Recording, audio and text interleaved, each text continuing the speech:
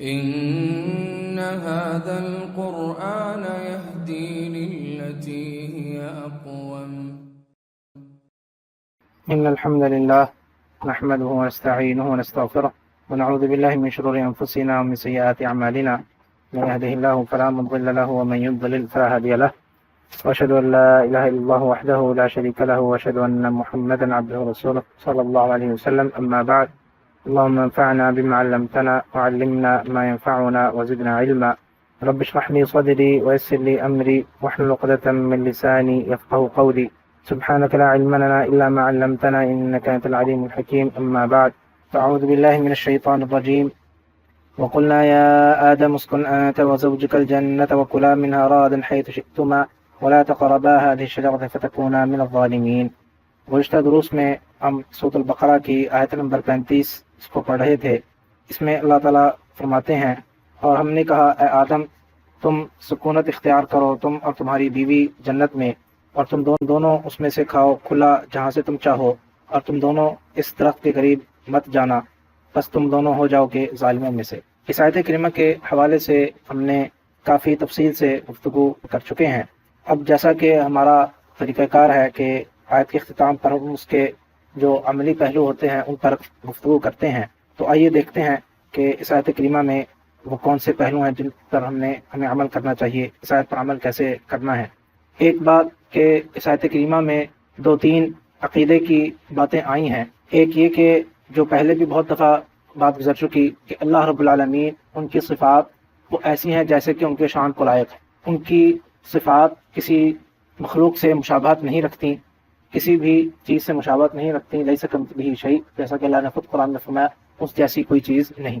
اور ان صفات میں سے یہ صفت آئی کہ اللہ رب العالمین کلام کرنے والے ہیں، کلام فرمانے والے ہیں جیسے کہ ان کی شان کو لائق ہے. اور جب ہم اللہ رب العالمین کی کلام کی صفت کے بارے میں بات کرتے ہیں تو اس میں ایک بات اور یہ بھی بیان کی جاتی ہے کہ اللہ تعالیٰ جب چاہتے ہیں، جس سے چاہتے ہیں، جیسے چاہتے ہیں کلام فرماتے ہیں. صفات اللہ رب العالمین کے جو صفات ہیں، بعض صفات ایسی ہیں جن کو صفات فعلیہ کہا جاتا ہے اور بعض کو صفات ذاتیہ کہا جاتا ہے. صفات فعلیہ اور ذاتیہ میں مراد فرق کیا ہے؟ صفات ذاتیہ وہ ان صفات کو کہا جاتا ہے جن سے اللہ رب العالمین ہر وقت متصف ہے. یعنی کوئی ایسا وقت نہیں کہ جس کو ہم کہیں کہ اللہ تعالیٰ اس وقت اس صفت سے متصف نہیں. جیسے مثال کے طور پر، بات مثال سے انشاءاللہ واضح ہوگی، جیسے کہ رحم کرنے کی صفت ہے اللہ تعالیٰ کی. اللہ تعالیٰ رحم کرنا فرمانے والے رحمت کرتے ہیں، لیکن کیا ہر وقت رحمت کرتے ہیں؟ نہیں، کبھی غضب بھی کرتے ہیں. تو یہ صفت جو ہے یہ صفت ذاتی نہیں ہے، یہ صفت فعلی ہے. اس کو فعلی ہے کہ جب چاہتے ہیں کرتے ہیں، جب چاہتے ہیں نہیں کرتے. جب چاہتے ہیں رحم فرماتے ہیں، جب چاہتے ہیں غضب نازل کرتے ہیں.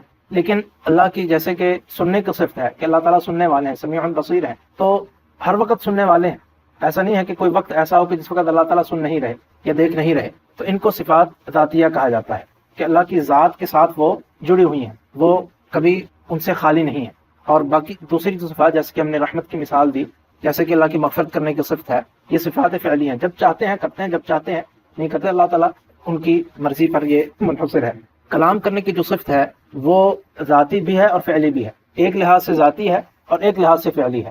ذاتی اس لحاظ سے ہے کہ اللہ تعالیٰ کلام کرنے کے اندر، اللہ تعالیٰ کے اندر صلاحیت اس کو کہہ لیجئے، وہ ہمیشہ سے ہے اور ہمیشہ رہے گی. کبھی ایسا نہیں کہ ہم یہ کہیں کہ نہیں کوئی وقت ایسا گزرا ہو کہ اللہ تعالیٰ کلام نہیں کرتے تھے یا کلام کرنے کی صلاحیت نہیں رکھتے تھے، نعوذ باللہ، اور پھر بعد میں ہوا. ایسا نہیں ہے. تو اس اعتبار، اس لحاظ سے یہ ذاتی صفت ہے. اور فعلی اس لحاظ سے ہے کہ جب چاہتے ہیں کلام کریں، جب چاہتے ہیں نہیں کلام کریں. ایسا نہیں ہے کہ ہر وقت وہ، جیسے کہ سننے کی صفت ہے، سنتے تو اللہ تعالیٰ ہر وقت ہیں، لیکن کلام جب چاہتے ہیں کرتے ہیں، جب چاہتے ہیں نہیں کرتے. جس سے چاہتے ہیں کرتے ہیں، جس سے چاہتے ہیں نہیں کرتے. تو بہرحال یہ ایک عقیدے کے حوالے سے ایک بات ہے اس آیت کریمہ میں کہ اللہ تعالیٰ کے کلام کرنے کی صفت کے بارے میں اس آیت کریمہ میں تذکرہ گزرا ہے، اور پچھلے بھی بہت ساری آیات میں اس کا تذکرہ گزر چکا ہے. ایک اور بات عقیدے ہی سے متعلق جو اس آیت میں کریمہ سے ہم نے سیکھی کہ انبیاء علیہم السلام ان سے غلطیاں، لغزشیں ہو سکتی ہیں، یا اصطلاحی طور پر اس کو کہا جاتا ہے صغیرہ گناہ، وہ ہو سکتے ہیں. اس کی تفصیل ہم کافی تفصیل سے ذکر کر چکے ہیں. اسی طرح ایک اور بات جو اس کا بھی تعلق عقیدے ہی سے ہے اور وہ بھی اس آیت کریمہ سے ثابت ہوتی ہے کہ اللہ رب العالمین نے اس کائنات کو جو بنایا ہے، زمین و آسمان کو پیدا کیا، انسانوں کو اور جنوں کو اس میں پیدا کیا، انہیں بھیجا. اس کا بنیادی مقصد کیا تھا؟ بنیادی مقصد اللہ تعالیٰ نے ان کی تخلیق کیوں کی؟ اسی لیے کہ اللہ تعالیٰ نے امتحان لینا ہے ان کا. امتحان لینے کے لیے ان کی تخلیق کی کہ دیکھوں کہ کون میری بات کرتا ہے اور کون نہیں کرتا، کون میری اطاعت کرتا ہے کون نہیں کرتا۔ جو اطاعت کرے گا اس کو جنت ملے گی، جو نافرمانی کرے گا اس کو جہنم ملے گی۔ جو اللہ تعالیٰ کے بھیجے ہوئے رسولوں کی اطاعت کرے گا وہ جنت میں بالآخر جائے گا، اور جو نہیں اطاعت کرے گا وہ جہنم میں جائے گا۔ تو اس مقصد کے لیے اللہ تعالیٰ نے اس کائنات کو بنایا، یہ زمین، یہ آسمان، یہ چاند، یہ سورج، یہ ستارے، یہ تمام مخلوقات اس مقصد کے لیے بنائی ہیں۔ اس آیت کریمہ سے یہ بات کس طرح سے ہمیں پتہ چلتی ہے کہ اس آیت کریمہ میں کیا ہے، اللہ تعالیٰ نے آدم علیہ السلام کو جنت میں رہنے کے لیے بھیجا، کس مقصد کے لیے؟ امتحان کے لیے۔ یہ جو پہلی دفعہ جنت میں ڈالنا تھا، جو قیامت کے دن داخل کیے جائیں گے وہ الگ ہے، لیکن یہ جو اس وقت آدم علیہ السلام کو جنت میں داخل کیا، ہم یہ پیچھے تفسیر میں پڑھ چکے ہیں، اس کا مقصد کیا تھا؟ بنیادی طور پر مقصد کیا تھا؟ امتحان لینا۔ تو یہ ان کو منع کیا کہ اس درخت سے میں نہیں کھانا، ورنہ یہ بات بھی پیچھے گزر چکی ہے کہ ورنہ جنت میں تو ہر چیز حلال ہے، جنت میں تو کوئی حرام چیز کا تصور ہی نہیں ہے، کسی چیز سے منع کرنے کا تصور ہی نہیں۔ تو پھر آدم علیہ السلام کو کیوں منع کیا گیا کسی ایک مخصوص درخت سے، اور حوا علیہ السلام ان کو کیوں منع کیا گیا؟ امتحان مقصد تھا، اور یہی مقصد تخلیق ہے۔ آدم علیہ السلام کو پیدا ہی اس مقصد کے لیے کیا تھا کہ ان کا امتحان لینا ہے، اور اس امتحان کے نتیجے ہی میں پھر وہ اپنی زندگی گزاریں گے، اور اس کے نتیجے میں جو کامیاب ہوگا وہ جنت میں جائے گا، اور جو ناکام ہوگا وہ جہنم میں جائے گا۔ کہ آدم علیہ السلام کے اس قصے سے اللہ تعالیٰ ہمیں یہی بات سکھا رہے ہیں کہ جس طرح تمہارے باپ کو اور تمہاری ماں کو ہم نے ان کا امتحان لیا تھا، تمہاری تمام ان کی جتنی بھی ضروریت ہے قیامت تک آنے والی، ان کی تخلیق کا مقصد یہی ہے۔ اطاعت کرو گے تو وہی جنت ملے گی جس میں تمہارے باپ گئے تھے، ان کو ڈالا گیا تھا۔ یہ ساری باتیں ہمیں اس واقعے کے ذریعے سکھائی جا رہی ہیں۔ اصل ٹھکانہ ہمارا کون سا ہے؟ وہ جنت ہے، جہاں پہ ہمارے ماں اور باپ آدم و حوا علیہ السلام ان کو رکھا گیا تھا۔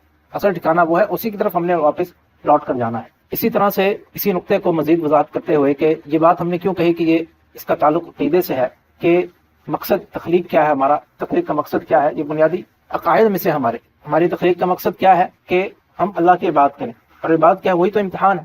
دونوں طرح سے آپ اس کو اس طرح سے کہہ لیجئے، اور دونوں طرح قرآن کریم میں یہ بات آئی ہے، وما خلقت الجن والانس الا لیعبدون۔ ہم نے جن و انس کو کیوں پیدا کیا؟ اس لیے تاکہ وہ میری عبادت کریں، اور وہی امتحان ہے۔ اور دوسرے جگہ پر اسی بات کو کس انداز سے بیان کیا گیا ہے، اس کے لیے آپ سے درخواست کروں گا کہ سورۃ ہود اس کی آخری آیات نکالیے۔ اس میں آیت ہے 118 اور 119، ان میں اسی بات کو جو ہم بیان کر رہے ہیں اس کو ایک انداز سے بیان کیا گیا ہے۔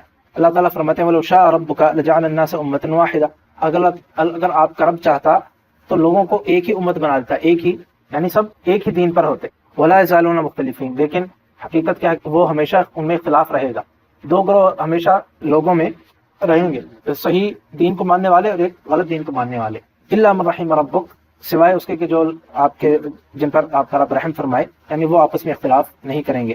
وَلِذَٰلِكَ خَلَقَهُمْ، اور اسی کے لیے تو ان کو پیدا کیا ہے۔ کس کے لیے پیدا کیا ہے؟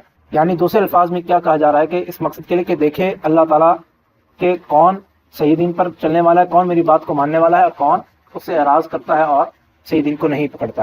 اسی لیے آگے کیا فرمایا وَتَمَّتْ كَلِمَةُ رَبِّكَ، اور آپ کے رب کے کا یہ فیصلہ مکمل ہو چکا ہے، یا کلمہ مکمل ہو چکا کہ لَأَمْلَأَنَّ جہنم، میں ضرور جہنم کو جنوں اور انسوں سے بھر دوں گا۔ وہی نتیجہ ہے کہ اگر اطاعت کرو گے تو جنت میں جاؤ گے، اگر اطاعت نہیں کرو گے تو جہنم میں جاؤ گے۔ اسی مقصد کے لیے پیدا کیا ہے کہ جنت اور جہنم کو اللہ تعالیٰ نے بھرنا ہے۔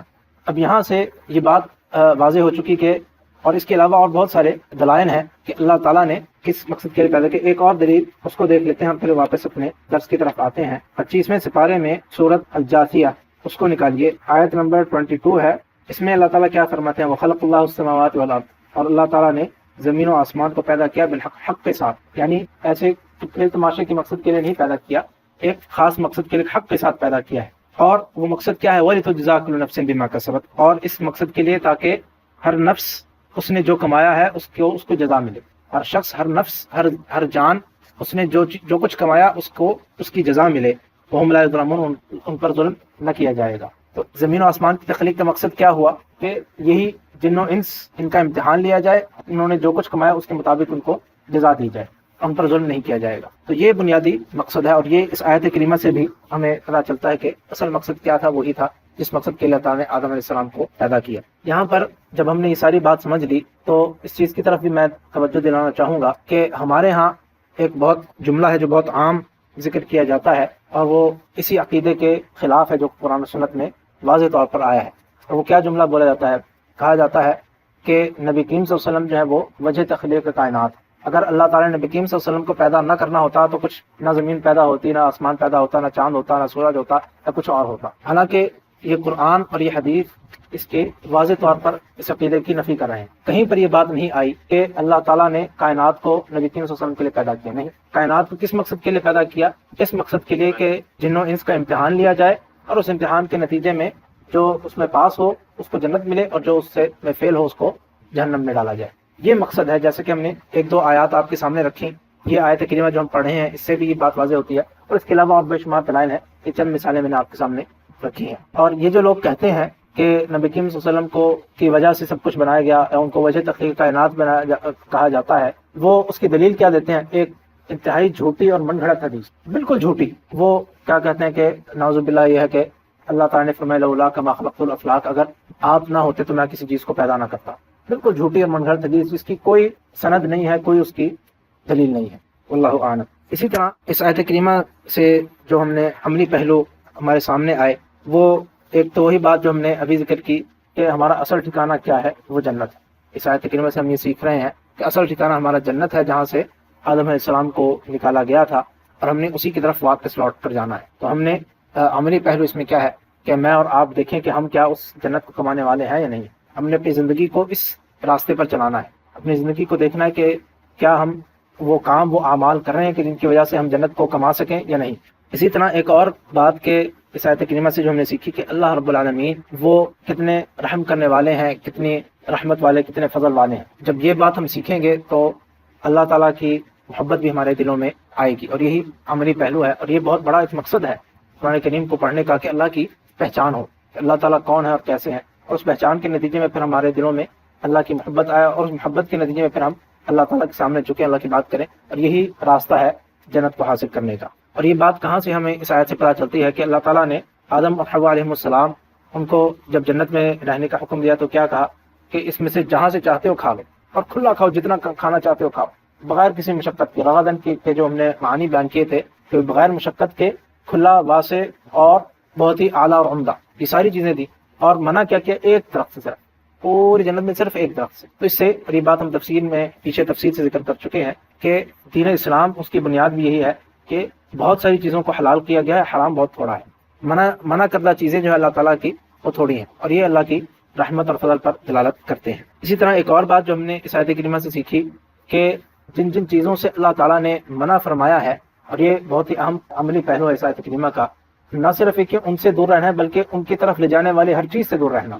جیسا کہ ہم نے پڑھا اس آیت میں ولا تقربا هذه الشجرة، کہا کہ اس درخت کے قریب نہیں جانا، یہ نہیں کہا کہ درخت سے کھانا نہیں، الفاظ استعمال کیا کہ درخت کے قریب بھی نہیں جانا، قریب بھی نہیں پھٹکنا ہے اس کے۔ قریب جاؤ گے تو تباہ ہو جاؤ، قریب جاؤ گے تو پھر یقیناً تمہارا دل چاہے گا۔ تو اس لیے یہی ہم بھی اس آیت کریمہ میں سیکھتے ہیں کہ جتنی بھی اللہ تعالیٰ نے چیزیں جن سے ہمیں منع فرمایا ہے، ان کی طرف لے جانے والی جو بھی چیز ہے، ہر راستے کو جو حرام کی طرف جاتا ہے اس راستے کو بند کر دیا جائے، اس کے قریب بھی نہ جائے، حرام چیزوں سے دور رہا جائے۔ اسی طرح ایک اور بات کہ اللہ رب العالمین نے جو یہ بات ہم پہلے پڑھ چکے ہیں کہ جہاں پر بھی کوئی حکم آتا ہے اللہ کی طرف سے، جو فعل امر، صیغہ امر آتا ہے، اس کا بنیادی جو اصل قاعدہ ہے وہ کیا ہے کہ وہ وجوب پر دلالت کرتا ہے، نہیں واجب ہے۔ جہاں پر کسی بھی چیز کا قرآن میں، حدیث میں حکم آ جائے، آرڈر آئے، الفاظ ایسے ہوں جس میں آرڈر کے الفاظ ہوں، حکم کے الفاظ ہوں، تو اس کی دلالت کیا ہوگی؟ ہم کہیں گے کہ یہ چیز واجب ہے، اور دوسری کہ اس کو فوری طور پر کرنا ہے۔ اور یہ تفصیل ہم پیچھے آیت میں ذکر کر چکے ہیں، اسے پچھلی ہی آیت میں، آیت نمبر 34 میں۔ لیکن وہاں پر ہم نے یہ بھی کہا تھا کہ الا یہ کہ کوئی قرینہ ہو، کوئی دلیل ہو جس سے ہم یہ کہہ سکیں کہ نہیں، یہاں پر جو حکم ہے وہ واجب کے زمرے میں نہیں آتا، وہ مستحب ہے، یا وہ کسی اور زمرے میں آتا ہے۔ تو یہ اس آیت کریمہ میں اس چیز کی دلیل ہے۔ یہاں پر کیا کہا گیا آدم و حوا علیہ السلام کو؟ وَكُلَا مِنْهَا، اور تم دونوں اس میں سے کھاؤ۔ الفاظ کے ہیں، حکم کے ہیں، لیکن کیا مقصد یہاں پر واجب ہے؟ نہیں، واجب نہیں ہے، یہ اجازت ہے، جس کو اباحت کہا جاتا ہے اصطلاح میں۔ ان کو اجازت دی گئی، ہاں کھاؤ، جتنا چاہتے ہو کھاؤ، جہاں سے چاہتے ہو کھاؤ۔ کیسے ہمیں پتہ چلا کہ یہاں پر جو صیغہ امر ہے، اگرچہ صیغہ وہی ہے، الفاظ وہی ہیں، آرڈر کے الفاظ ہیں، لیکن یہاں پر وہ وجوب پر دلالت نہیں کر رہے، وہ اس سے یہ ثابت نہیں ہو رہا کہ یہ چیز واجب ہے، لازم ہے۔ دلیل کیا ہے؟ سیاق کلام۔ اس آیت کا جو سیاق ہے وہ بتا رہا ہے، کیونکہ اس کے بعد کیا کہا؟ وَكُلَا مِنْهَا رَغَدًا حَيْثُ شِئْتُمَا، تم اس میں سے کھاؤ، کھلا کھاؤ، جہاں سے چاہتے ہو۔ اگر آرڈر ہوتا تو پھر اس کے ساتھ یہ الفاظ نہ ہوتے کہ جہاں سے چاہتے ہو کھاؤ، جتنا چاہتے ہو کھاؤ۔ تو یہ جو الفاظ اس کے ساتھ جڑے ہوئے ہیں وہ یہی بتا رہے ہیں کہ یہ چیز کیا ہے، یہ واجب نہیں ہے، بلکہ یہ اباحت ہے، یہ اجازت ہے کہ جہاں سے چاہتے ہو کھاؤ، جتنا چاہتے ہو کھاؤ۔ اسی طرح ایک اور بات جو عملی پہلوؤں میں آتی ہے اسی آیت کے حوالے سے، اور جو بات ہم بار بار کرتے ہیں، بہت ساری دفعہ بہت ساری آیات میں یہ بات گزر چکی ہے کہ گناہوں سے انسان کو دور رہنا چاہیے، چاہے چھوٹا گناہ ہو چاہے بڑا گناہ ہو، کسی بھی گناہ کو حقیر نہ سمجھا جائے۔ تو چھوٹا ہے چلو کوئی بات نہیں، کر لیتے ہیں، کوئی باتیں اللہ معاف کرنے والے ہیں، اللہ غفور رحیم ہے، یہ بات نہیں کرنی چاہیے۔ ہاں غلطی انسان سے ہو جائے الگ بات ہے، غلطی انسان سے ہو جاتی ہے، کوئی انسان اللہ نے ایسا پیدا نہیں کیا کہ جس سے غلطی نہ ہو، اسی لیے اللہ تعالیٰ نے کہا کہ میں غفور ہوں۔ اگر کوئی کسی سے غلطی ہوتی نہ تو پھر اللہ تعالیٰ کے غفور وہ صرف جو ہے اللہ تعالیٰ کے معاف کرنے کی صرف وہ ظاہر ہی نہ ہوتی، وہ اس کا کوئی یہ کہہ لیجیے کہ فائدہ نہ ہوتا۔ تو غلطی تو ہوتی ہے، لیکن انسان اپنی حد الامکان کوشش کرے کہ چھوٹا گناہ بھی ہے اس کو حقیر نہ سمجھے، اس کے قریب نہ جائے۔ یہ آدم علیہ السلام اور حوا علیہ السلام نے کو کیا کہا گیا کہ اگر تم نے اس درخت کے قریب گئے تم کیا ہو جاؤ گے؟ ظالموں میں سے ہو جاؤ گے۔ تو اس چیز کی طرف بھی اشارہ ہے، اگرچہ وہ بات ہم تفصیل سے ذکر کر چکے ہیں کہ انبیاء علیہ السلام پر سختی زیادہ ہے اور دیگر پر سختی کم ہے، وہ ایک الگ مسئلہ ہے، لیکن یہاں پر جو ہم بات کر رہے ہیں کہ چھوٹا بھی گناہ جو ہے وہ بھی ان کو کیا فرمایا کہ وہ ظالموں میں سے کر دینے والا ہے۔ اور ظالموں کا انجام کیا ہے؟ ظالم کا انجام برائی ہے، ظالم وہ جنت میں تو نہیں جائیں گے۔